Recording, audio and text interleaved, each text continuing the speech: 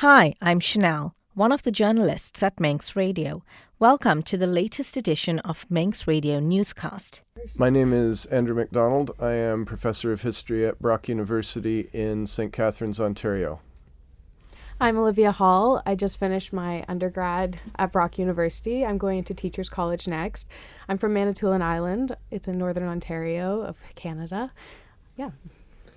Good morning. My name's Charlie Martin. I'm a third-year political science student with a minor in history, and I am from Port Maitland, Ontario. Right, now welcome to the Isle of Man. It's very far from home. What brought you guys here?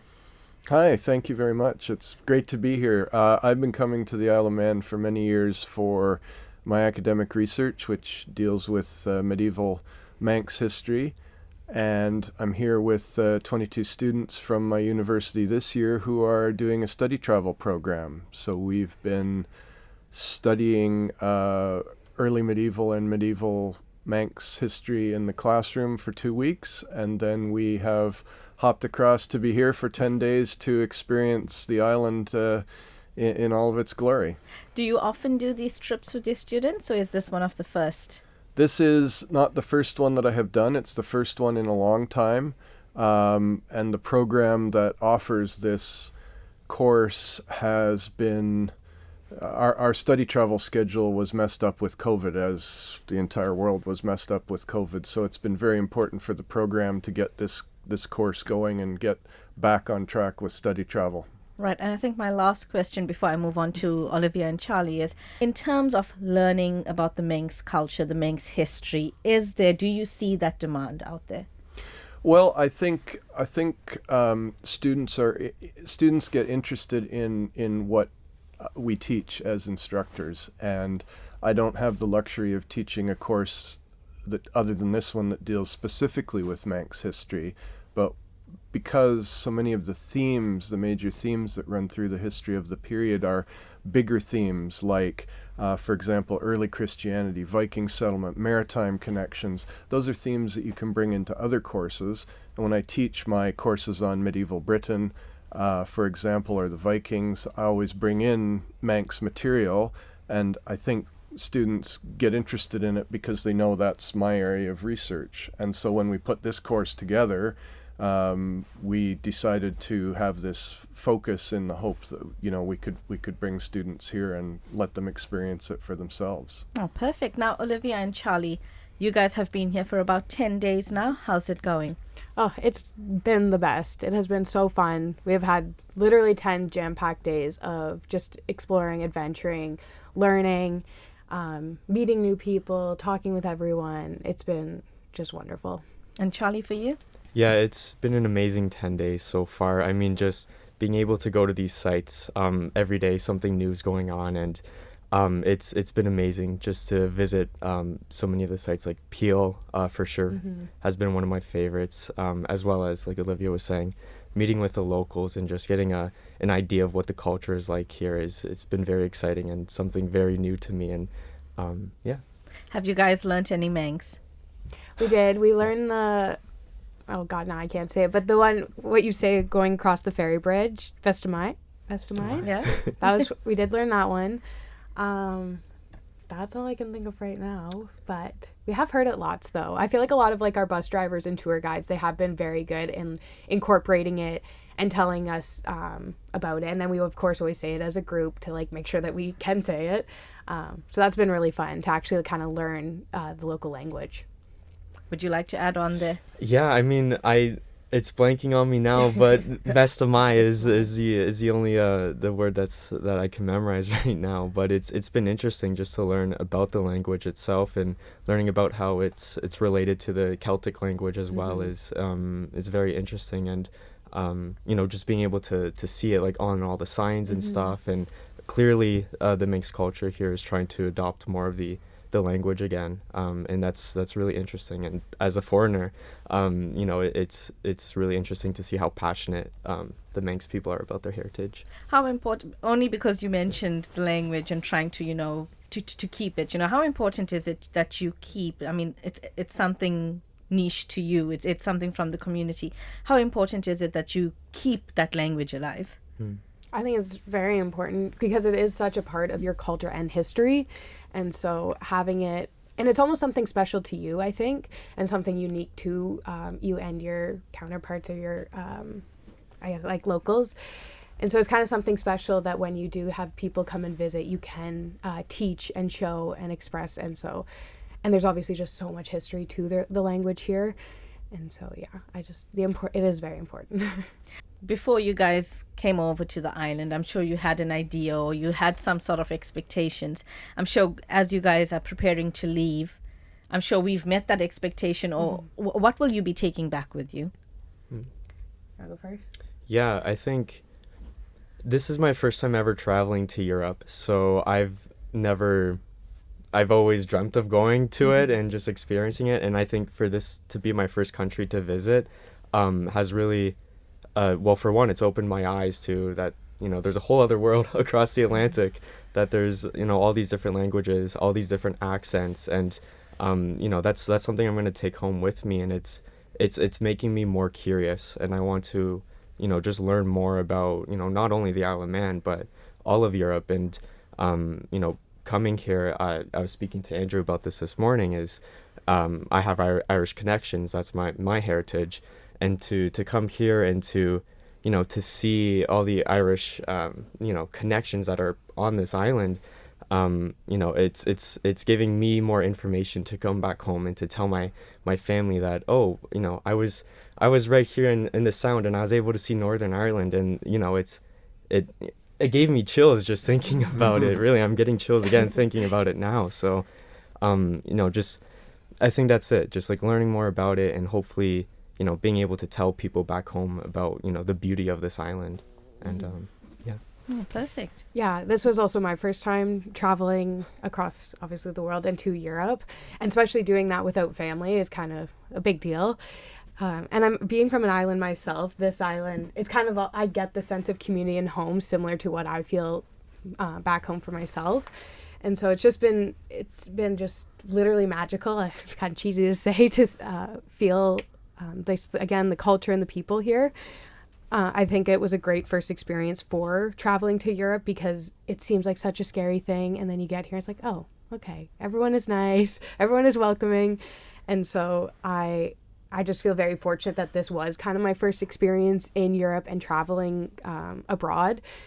I think I've learned a lot. I feel like I've grown myself as a person. I've gained more confidence, and I would fear that I will be back. And everyone was said, you're going to get the taste of the travel bug and then you're not going to want to stop. And I'm like, okay. And it is definitely true. And so same thing. I'm just excited to go home and and just tell people about this place because it isn't too known, but that's okay. I get it. My island too. And so it'll be fun to just show pictures and explain this little island in the Irish Sea. It's out there. Oh, perfect. Now, Andrew, I know you've visited the island quite a few times. What makes you come back? Do you have links to the island, or do you enjoy the island that much, or what is it? I have no family connections that I know of. My interest started off as a purely academic interest because my research over the last 25, almost 30 years has in one way or another touched on the history of the island in the Viking Age and going forward into the medieval period.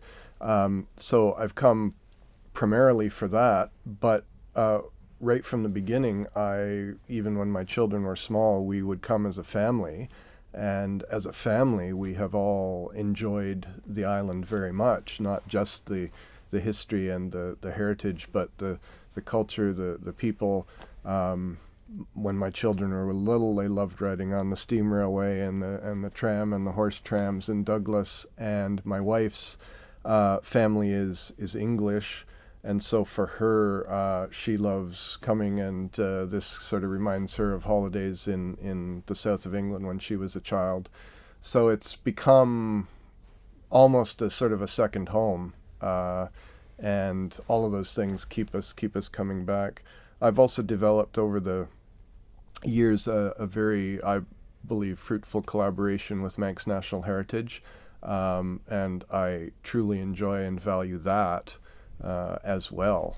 So it's all of those things. It's as Olivia said, it's a magical place, and I love it. It's a pleasure to be able to bring students and introduce the students.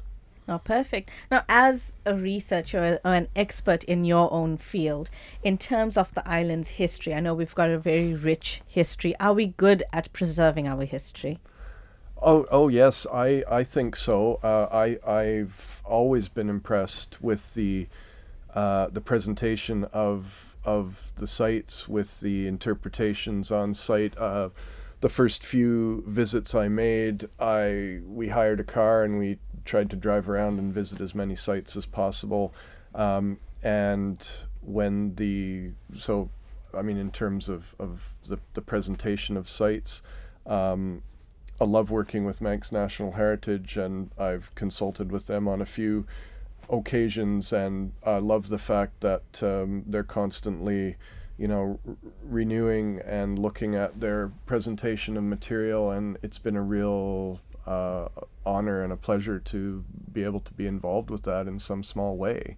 So I do think that the history and the heritage here is very important. It's very special. It's very well presented, and it's, as I'm trying to do with the students in this course, I think it deserves to be better known. So we're doing our small part for for that.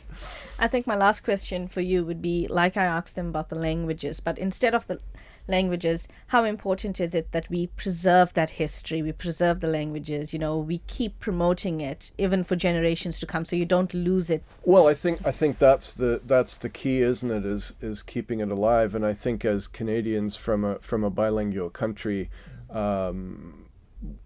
we can relate to that situation, and I'm sure as a poli-sci major, Charlie can probably speak to that better than I can. But I think it is important. My sense is, from speaking with the colleagues at Manx National Heritage and people around, that it is really interesting to see this sort of revival or renewal of interest in the language and the way in which it is being preserved and presented in the schools. And as Charlie and Olivia mentioned, all of our guides have tried to present us with a little bit of some of the basics.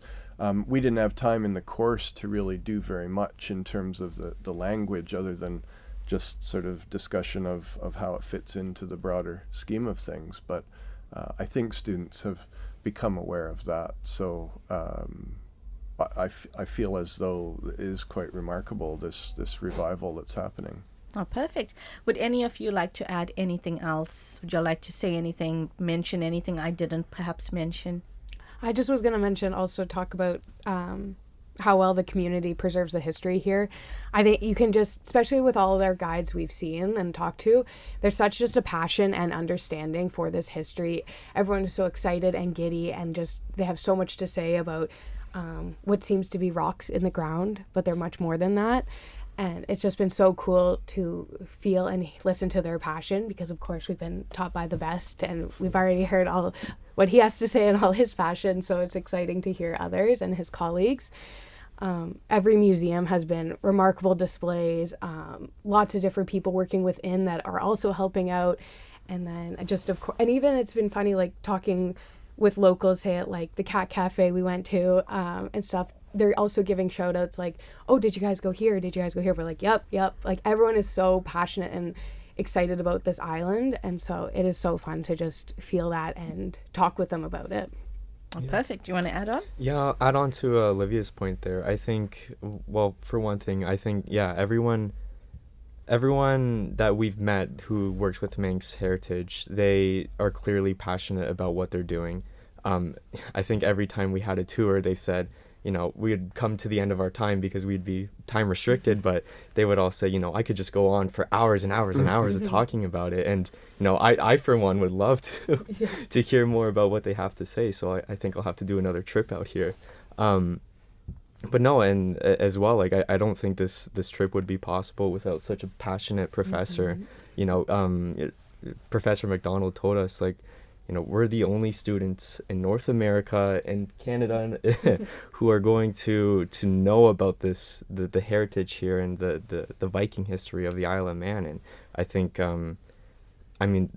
that's exciting to me, and it's really interesting. And as well, going off of Olivia's other point, if you meet with any of the locals and you tell them what we're studying here, first off they're going to say, what are you doing here of all the places?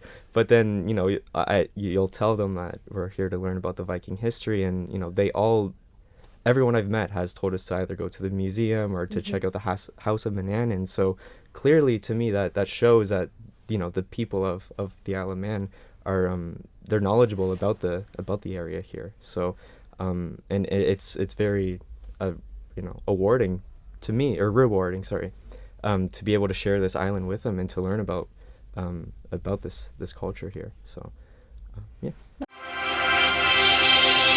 Thank you for making it to the end of the Manx Radio newscast. You are obviously someone with exquisite taste. May I politely suggest you might want to subscribe to this and a wide range of Manx Radio podcasts at your favourite podcast provider, so our best bits will magically appear on your smartphone. Thank you.